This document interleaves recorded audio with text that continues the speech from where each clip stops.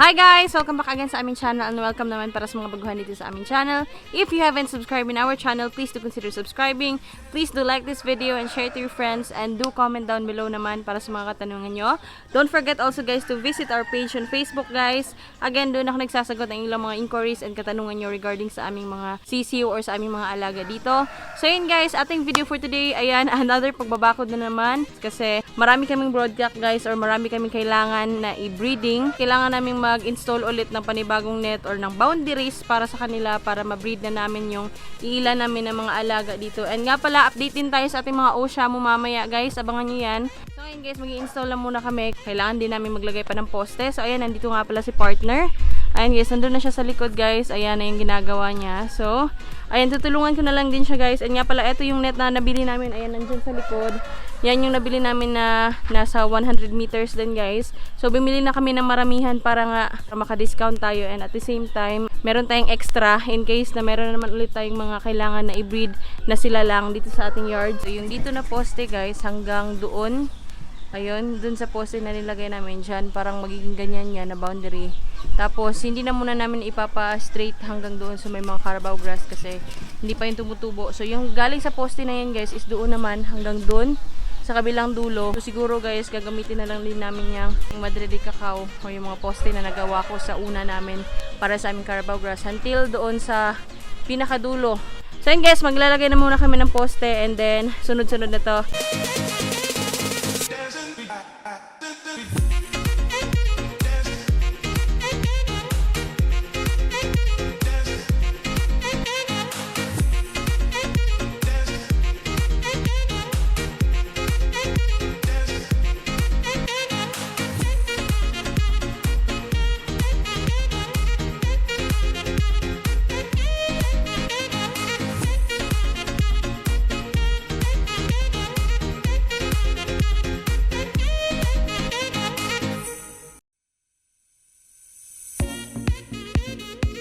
So guys, hindi na ako nakapag-video kanina. Medyo naguluhan kami kung paano siya i-install since kami lang sa ngayon ang nag-install. Kasi nung mga nakaraan na net namin, pina-install namin kay Bayaw. So ngayon, ito na yung progress namin. Ayun, nakikita niyo sa likod ko. And meron na siyang net. So mga nasa 9 to 10 feet ata ito. Napansin namin guys, depende talaga kung paano siya hilain. So, i-continue ko yan bukas hanggang doon guys. Tapos kawayan lang yung nilagay namin guys kasi wala kaming pang poste. So, papakita ko sa inyo pala dito. So, ayan na yung progress natin guys for today. Yan na muna. Medyo napakahirap maglagay ng net. So, yung kung mapapansin nyo, mayroon na ring net doon guys. So, yan yung aking tatapusan bukas siguro. Pinarsyalan ko lang yung dito banda. Ay, hindi pa yan actually tapos, pero okay na yan guys. At least meron na tayong nagawa for today. Yung aming pintuan nga pala, guys, ayan sila Apollo. Kailangan namin silang ipasok doon since nandyan sila. Supposedly, doon na sila kanina guys. Doon na sila. Lumabas ulit. Tapos ayan, naabutan na ng pagnet namin. Hulihin na muna namin guys kasi lalagay namin doon sa kabila.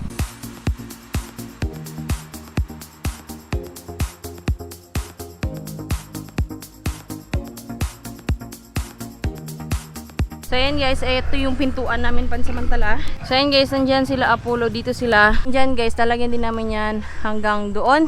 Para 3 division guys. So ito yung kanilang magiging range kapag natapos na natin yung kanilang net guys na galing dyan. So guys, sasabi ko kanina na i-update ko sa inyo yung aming mga OSHA mo, sila Apollo ngayon. So nga pala yung isa sa kasama di Apollo dito na si Erza is nangingitlog na siya guys. For single mating lang din sila kasi si Apollo pa lang din naman yung nangangasta dito sa area na to. Though dalawa sila dito na lalaki pero siya pala yung nangangasta. So i-update ko sa inyo na si Erza nga pala is nangingitlog na guys. Papakita ko rin sa inyo yung first na egg. Disclaimer, 6 months old silang dalawa. So yung nangyari kay namin Luffy before is ganun din. Single mating din kami dati sa kanila guys. Nagkaroon sila ng 2 anak lang ata. So dito sa kay Apollo naman tsaka kay Erza, sinusubukan na namin. Pasensya na sa ingay ng aming baboy or baboy nila Doc pala. Ayun, papakita ko sa inyo yung unang itlog ni Erza. So ayan guys, puntahan natin kasi dito lang din sila sa kabilang banda. So guys, ito na yung pugara ni Erza natin guys. So ayan, ito yung kanyang mga itlog habang kumakain siya.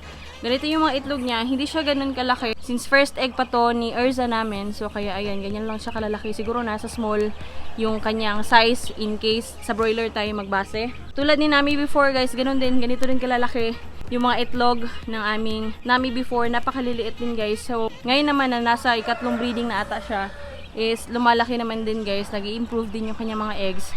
Since nga nakatatlo na rin siya. 8 pa lang yung itlog sa ngayon ni Erza. So tingnan natin, baka siguro mga kapag naka-10 or naka-12 na rin siya, is maglimlim din siya. So papakita ko rin sa inyo yung sinasabi kong Erza. So ang tatay nun guys is si Apollo. Kaya ayan, papakita ko na muna sa inyo yung kanilang itlog. Yung dalawa to, sa Belgian kasi namin to dati. Meron tayong 8 para kay Erza. 2, 4, 6, 8. Ayan, 8 guys. So mapapansin nyo, hindi yung magkatulad yung kanilang sizes. May ilan na medyo malalaki. Meron din naman yung mga iilan na una na medyo maliliit din guys. Ayan o. Okay lang naman yan kasi nga first egg pa rin naman yan ni Erza. So dati din namin yung mga dumalaga o yung mga magiging inahin pa. Ganyan din sila kumangitlog. So ngayon naman guys, ang lalaki na ng mga itlog nila. Kaya ayan, okay lang yan na sizes sa first time na naglilay ng egg. So guys, ito yung magiging tatay ng mga itlog na yun guys. Ito si Apollo nga pala. Ayan, napakadungis na naman niya. So nga pala guys, ito si Apollo is nasa 6 to 7 months old. So yan yung time na nagngasta na siya. Marami din nagtatanong kasi kung kailan pwede nang magpakasta yung ating mga inahin, tapos kung kailan pwede nang mangasta yung ating mga broodcock. So sa aming experience guys, meron kaming tigsi 6 months old, meron din namang mga tagsi 7 months old. So ang sabi din ng iba na 8 months old pataas yung pinakamaganda na pag-breed ng mga edad nila, since yung iba dun is talagang mature na talaga. So since dito guys, nangasta na si Apollo, tapos hindi namin siya na-notice agad na nangangasta na pala. Hinayaan na lang din namin sila since single mating naman. So hindi din masyadong bugbog yung aming Apollo. Since sa Erza lang yung nangingitlog pa dito. So yun yung mga isa sa mga experience namin guys na 6 months old, may ilan na talaga na nagpapakasta. So ito naman sa Erza guys, yung sinasabi ko sa inyo na nangingitlog na. Ayan. And napakalaki din na 6 months old. Ayan siya guys. Ito yung kanyang kulay guys. Ayan. Napakadungis din niya guys kasi kakakain lang nila. Pero ayan, nangingitlog na ito guys. So, isa din sa ginagawa namin guys sa mga single mating namin, lalo na yung mga bata pa, is hand breeding namin. Or yung talagang pinapakasta namin, kami yung nagpapakasta talaga sa brood hen doon sa ating broodcock. So ngayon guys, papakita ko rin sa inyo kung paano namin yan ginagawa. Ginaganito ko yung hawak sa inahin guys, tapos binibigay ko kay Apollo. So ayun guys, papakita namin sa inyo kung paano namin yung ginagawa. So eto si Erza, tapos ayun si Apollo guys. Tingnan natin kung talagang pupunta siya. Krrr! Ayan guys, so itatry nating mag hand breeding. Ayan guys, so ginaganyan ni partner. Ayan. So, yan yung ginagawa namin guys, napaka-hand breeding, lalo na kapag single mating. Ayan, ayan, nakita nyo yun? So, ganyan yung mag-hand breeding kami guys.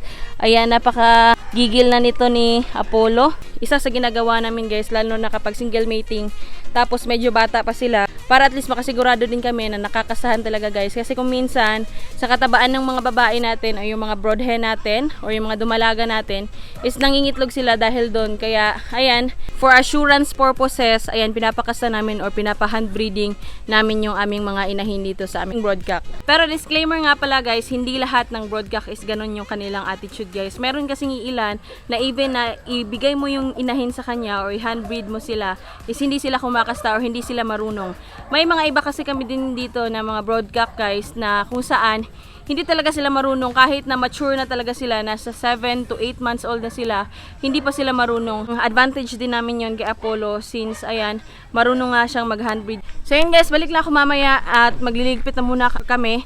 So far so good naman, nakuha na namin yung data kung paano talaga ilagay yung mga net na tulad nito guys. So ayan, balik lang ako mamaya.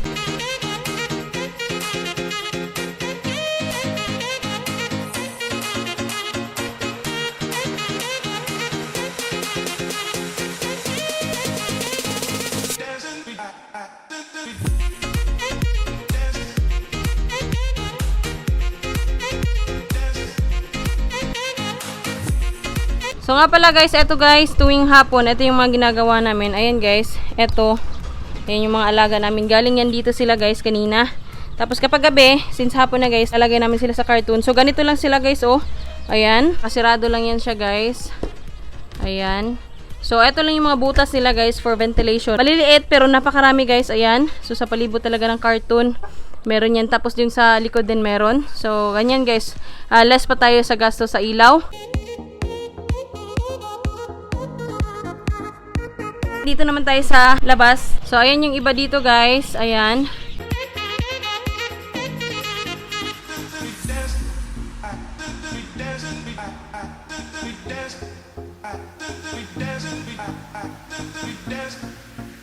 Etong kulungan naman na to guys, since wala pa itong laman or wala pa kami mga sisiw na nakalagay, so yung mga karton namin na merong mga sisiw, dito na muna din namin nilalagay. Para din kinabukasan guys, sa pagkuha namin sa karton is, i-open lang namin to agad-agad, tapos pwede na silang i-release agad, so hindi na namin isa-isahin pa. Pinakamatrabaho lang talaga guys is tuwing hapon, kasi kailangan mong isa-isahin, tapos ilagay sa ating karton. Meron pa ulit tayong lalagay sa karton, ayan yung mamaliliit na naman.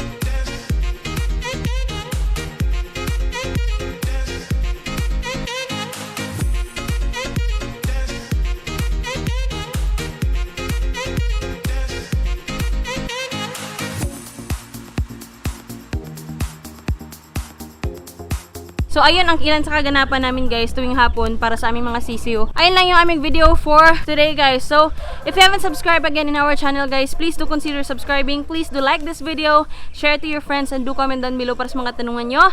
Don't forget also to like our page on Facebook guys. Again, dun nyo ako makakontakt. And ayun guys, thank you again for watching. Please do good everyone. Goodbye and peace out!